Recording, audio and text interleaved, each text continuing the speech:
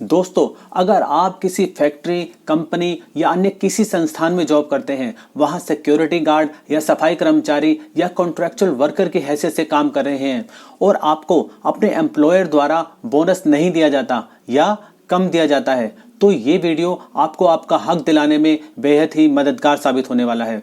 अगर आप शिक्षित व्यक्ति हैं और समाज के इस वर्ग को उनका हक दिलवाना चाहते हैं, तो भी ये वीडियो आपके लिए बेहद ही उपयोगी साबित होगा, क्योंकि इस वीडियो में हम आपको बोनस से संबंधित सभी कानूनी प्रावधान दिल्ली हाई कोर्ट की जजमेंट के साथ बताएंगे। बोनस किन कंपनीज को देना जरूरी है, किन कर्मचारियों को बोनस मिलना उनका कानूनी अधिकार है, कितना बोनस मिलता है, बोनस का कैलकुलेशन कैसे होता है, बोनस दिवाली पर ही क्यों मिलता है, बोनस ना मिले तो कंप्लेंट कहां करें, ऐसे सभी सवालों के जवाब आपको सरल भाषा में इस वीडियो में जानने को मिलेंगे। दोस्तों, लॉ एंड पीस चैनल पर आपका एक बार फिर से हार्दिक स्वागत है। हर बार की तरह इस बार भी आपके लिए एक इम्पोर्टेंट वीडियो लाए हैं जो पूरे भारत में सभी प्राइवेट नौकरी करने वालों के लिए बेहद ही फायदेमंद सिद्ध होगा। तो आइए बिना देर किए वीडियो शुरू करते हैं। दोस्तों, वर्कर्स कठिन परिश्रम करते हैं जिससे किसी कंपनी को बहुत लाभ होता है, तो ऐसे में कंपनी की जिम्मेदारी बनती है कि वो लाभ का एक हिस्सा बोनस के रूप में अपने कर्मचारियों को दे। बोनस कोई बख्शीश नहीं है, बल्कि ये कर्मचारी का अधिकार है।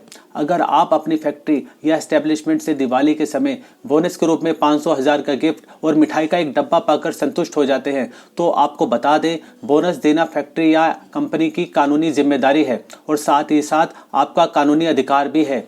आइए जानते हैं कि बोनस के लिए किन किन शर्तों का पूरा होना जरूरी है। दोस्तों, बोनस से संबंधित कानूनी प्रावधान the payment of bonus act 1965 में लिखे हैं। ये एक्ट पूरे भारत पर लागू होता है, यानी आप चाहे दिल्ली रहते हो या हरियाणा या उत्तर प्रदेश या बिहार, आप भारत के किसी भी राज्य में हो, इस बोनस एक्ट के प्रावधान भारत के सभी राज्यों पर लागू हैं। हम इस वीडियो में कई बार फाइनेंशियल ईयर या वित्तीय वर्ष शब्दों का प्रयोग करेंगे। दोस्तों, फाइनेंशियल ईयर 1 अप्रैल से शुरू होकर 31 मार्च पर खत्म होता है। जैसे अभी जनवरी 2024 चल रहा है, तो करंट फाइनेंशियल ईयर 1/4/2023 से शुरू होकर 31/3/2024 पर खत्म हो जाएगा और पिछला फाइनेंशियल ईयर था 1/4/2022 से शुरू होकर 31 मार्च 2023 तक।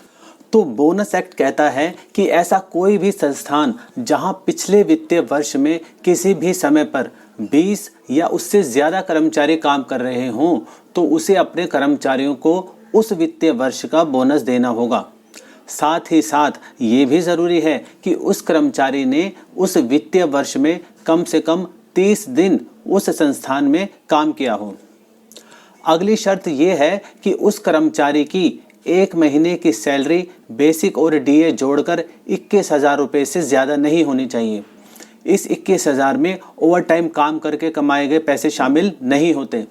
कंपनी द्वारा जो प्रोविडेंट पेंशन या अन्य फंड के लिए जो पैसे सैलरी में से काटे जाते हैं, वो भी 21,000 के अंदर शामिल नहीं होते। उदाहरण के लिए, एक कर्मचारी की सैलरी है 22,000, पर उसे फंड काटकर 20,000 रुपये मिलते हैं, तो उसे बोनस मिलना चाहिए, क्योंकि ये 21,000 से कम है। दोस्तों, आपको जानकारी के लिए बता दें कि 21,000 रुपये की सैलरी वाला प्रावधान 1 अप्रैल 2014 से लागू हुआ है। उससे पहले 10,000 रुपये से ज़्यादा मासिक सैलरी वाले कर्मचारियों को बोनस नहीं मिलता था। दूसरा प्रश्न आता है कि बोनस वित्तीय वर्ष खत्म होने के कितने टाइम तक मिल जाना चाहिए। आपने देखा होगा कि बोनस ज़्यादातर दिवाली के समय ही दिया जाता है। कभी आपने सोचा है कि ये होली, रामनवमी, रक्षाबंधन, महाशिवरात्रि, ईद या किसी अन्य त्यौहार के समय क्यों नहीं मिलता? ऐसा इसलिए है क्योंकि बोनस एक्ट में लिखा है कि बोनस फाइनेंशियल ईयर खत्म होने के 8 महीने के अंदर एम्प्लॉयज़ को दिया जाना ज़रूरी है, नहीं तो कंपनी पर जुर्माना लग सकता है। अब फाइनेंशियल ईयर ख़त्म होता है 31 मार्च को। 31 मार्च से अगर हम 8 महीने गिने तो ये 30 नवंबर को ख़त्म हो जाते हैं। दिवाली ज़्यादातर नवंबर में ही आती है। लोगों को गिफ्ट की शॉपिंग और वाइट वॉश और अन्य कामों के लिए दिवाली पर ही ज़्यादातर पैसे की ज़रूरत पड़ती है, तो इसलिए कंपनीज दिवाली से थोड़ा पहले बोनस दे देती हैं। अगर कंपनी बोनस का पैसा 8 महीने से पहले बांट देंगी, तो उसे उस पैसे का ब्याज का नुकसान होगा जो वो बोनस देने में लगाएंगी, इसलिए वो बोनस 8 महीने के ख़त्म होने के आसपास ही देती हैं। तीसरा क्वेश्चन है कि एम्प्लॉयज़ को कितना बोनस मिलना चाहिए। इसका जवाब है कि कर्मचारी द्वारा एक फाइनेंशियल ईयर में कमाई गई बेसिक सैलरी जमा डीए का कम से कम 8.33% बोनस मिलना चाहिए। बोनस एक्ट में ज़्यादा से ज़्यादा बोनस देने की भी लिमिट रखी गई है, जो है 20%, यानी 8.33% से लेकर 20% के बीच में कंपनी कहीं भी बोनस दे सकती है। दोस्तों, चौथा प्रश्न है कि बोनस का कैलकुलेशन कैसे होगा। इस प्रश्न का उत्तर आपको तभी समझ आएगा जब हम इसे उदाहरण द्वारा समझाएंगे।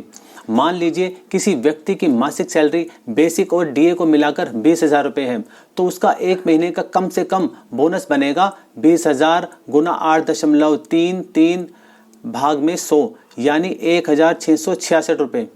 मान लीजिए उसने पूरे फाइनेंशियल ईयर में उस संस्थान में काम किया है, तो उसका एक साल का बोनस होगा 1,666 गुना 12, यानी 19,992 रुपये। यहाँ एक हल्का सा ट्विस्ट है। बोनस एक्ट कहता है कि अगर किसी कर्मचारी की सैलरी 7,000 रुपये से कम है तो बोनस 7,000 रुपये मंथली सैलरी मानकर उसी हिसाब से ही कैलकुलेट होनी चाहिए, और अगर मिनिमम वेजेस 7,000 रुपये से ज़्यादा है तो बोनस मिनिमम वेजेस को सैलरी मानकर काउंट होगा। दोस्तों, मिनिमम वेजेस का मतलब होता है वो सैलरी या दिहाड़ी जो कम से कम किसी भी वर्कर को मिलनी चाहिए। सरकार समय समय पर मिनिमम वेजेस में बढ़ोतरी करती रहती है। उदाहरण के लिए दिल्ली में इस समय अनस्किल्ड श्रमिक के लिए मंथली सैलरी 17,494 रुपये है, या कहें कि एक दिन के दिहाड़ी या वेतन कम से कम 673 रुपये होना ज़रूरी है। हर राज्य सरकार अपने हिसाब से मिनिमम वेजेस निर्धारित करती है। तो आइए वापस बोनस के कैलकुलेशन वाले पॉइंट पर आते हैं। मान लीजिए बेसिक जमा डीए मिलाकर सैलरी बैठती है 6,000 रुपये, तो अब बोनस 6,000 रुपये पर काउंट नहीं होगा, बल्कि सैलरी कम से कम 7,000 रुपये मानी जाएगी और बोनस 7,000 रुपये पर ही काउंट होगा, यानी 7,000 का 8.33% बोनस मिलेगा, यानी 7,000 गुना 8.33 डिवाइडेड बाई 100, यानी 583 रुपये एक महीने का बोनस होगा। अब एक और ट्विस्ट है यहाँ कि अगर उस राज्य में जहाँ कर्मचारी काम कर रहा है वहाँ अनस्किल्ड वर्कर के लिए मिनिमम वेजेस मान लीजिए 17,494 रुपये है। दोस्तों, दिल्ली में अनस्किल्ड वर्कर के लिए 23 अक्टूबर 2023 के दिल्ली गवर्नमेंट के नोटिफिकेशन के हिसाब से यही मिनिमम वेजेस है।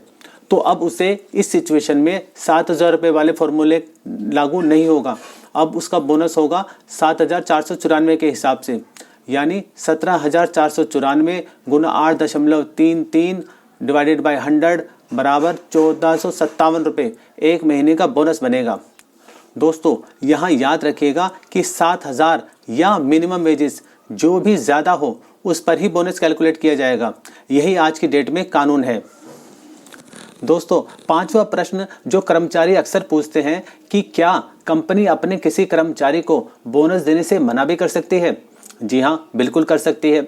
अगर कर्मचारी को चोरी, फ्रॉड, चीटिंग या गलत व्यवहार करने की वजह से नौकरी से डिसमिस कर दिया गया हो तो ऐसे व्यक्ति को बोनस नहीं मिलेगा। साथ ही साथ अगर किसी कर्मचारी ने कोई गलत काम किया है जिसकी वजह से कंपनी को कोई पैसे का नुकसान हुआ है तो कंपनी उस नुकसान का पैसा बोनस में से काट भी सकती है। कर्मचारी को नुकसान काटकर केवल बैलेंस अमाउंट ही मिलेगा। छठा प्रश्न है कि अगर कंपनी कानूनी रूप से बोनस देने के लिए रिस्पॉन्सिबल तो है परंतु फिर भी बोनस ना दे तो कंपनी पर क्या एक्शन हो सकता है। बोनस एक्ट कहता है कि ऐसे एम्प्लॉयर को 6 महीने तक कैद या 1,000 रुपये तक का जुर्माना या दोनों सजा एक साथ भी हो सकती हैं। दोस्तों, एक इम्पोर्टेंट प्रावधान बोनस एक्ट का है सेक्शन 32 में। ये सेक्शन कहता है कि bonus act Bharatiya Jeevan Bima Nigam, Indian Red Cross Society, universities और अन्य शैक्षिक संस्थान, रिजर्व बैंक ऑफ इंडिया और ऐसे इंस्टीट्यूशन जो लाभ के उद्देश्य से स्थापित नहीं हुए उन पर लागू नहीं होता। उदाहरण के लिए हॉस्पिटल, समाज कल्याण के लिए स्थापित संस्थान आदि पर बोनस एक्ट लागू नहीं होगा। परंतु आपको बता दें कि 2 जुलाई 2018 को दिल्ली हाई कोर्ट ने मूलचंद खैराती राम हॉस्पिटल के एम्प्लॉइज़ को भी बोनस के योग्य माना था। यहाँ हॉस्पिटल ने इस ग्राउंड पर अपने कर्मचारियों को बोनस देने से मना कर दिया कि वो लाभ कमाने के उद्देश्य के लिए स्थापित नहीं हुआ, इसलिए उस पर बोनस एक्ट लागू नहीं होता। दोस्तों, आपको बता दें कि 2 जुलाई 2018 की सिंगल जज द्वारा पास की गई इस जजमेंट को honourable high court of Delhi की डिवीजन बेंच ने 26 मई 2023 में के फैसले में सही माना है। इस जजमेंट का टाइटल है Moolchand Khairatiram hospital and Ayurvedic research institute versus workers and others, LPA 576/2018 and CM number 42,341/2018। दोस्तों, इसलिए कई बार सेक्शन 32 के बावजूद भी बोनस इन संस्थानों में कोर्ट द्वारा दिया जा सकता है, अगर कोर्ट को केस की परिस्थितियों के अनुसार ऐसा उचित प्रतीत हो। इसलिए आप किसी भी संस्थान में काम करते हो तो एक अच्छे लेबर लॉ में प्रैक्टिस करने वाले एडवोकेट से मिलकर तभी अगला कदम उठाएं। दोस्तों, बोनस का कानून तो है, परंतु ये भी सच है कि कर्मचारी इसके लिए आवाज़ नहीं उठाते, क्योंकि उन्हें डर होता है कि कंपनी के ऑफिसर्स उन्हें नौकरी से निकाल देंगे। ऐसी सिचुएशन से बचने के लिए सभी वर्कर्स ग्रुप में सबसे पहले अपने संस्थान के उच्च अधिकारियों से विनम्रता पूर्वक कंपनी की बोनस देने की जिम्मेदारी और उनके बोनस के इंटाइटलमेंट के बारे में बताएं। फिर भी बात ना बने तो उन्हें अपनी एसोसिएशन द्वारा लिखित में कंसर्न रीजनल लेबर कमिश्नर के कंप्लेंट करनी देनी चाहिए। कंप्लेंट आप खुद जाकर लेबर कमिश्नर के पास दे सकते हैं या इसे स्पीड पोस्ट या रजिस्टर पोस्ट द्वारा भी भेज सकते हैं। गूगल पर आपको अपने लेबर कमिश्नर का पता और अन्य जानकारी आसानी से मिल जाएगी। दोस्तों, बोनस के लिए आप सीधे कोर्ट में केस फाइल नहीं कर सकते, आपको लेबर कमिश्नर के पास ही कंप्लेंट देनी होगी। वहां से अगर 20-25 दिनों तक जवाब ना आए तो आप RTA का प्रयोग करके अपनी एप्लीकेशन का स्टेटस भी पूछ सकते हैं। दोस्तों, आपको सुविधा के लिए दिल्ली में बोनस देने की लेबर डिपार्टमेंट की एडवाइजरी और मिनिमम वेजेस का नोटिफिकेशन का PDF का लिंक डिस्क्रिप्शन बॉक्स में दिया गया है, आप वहां से इसे आसानी से डाउनलोड कर सकते हैं।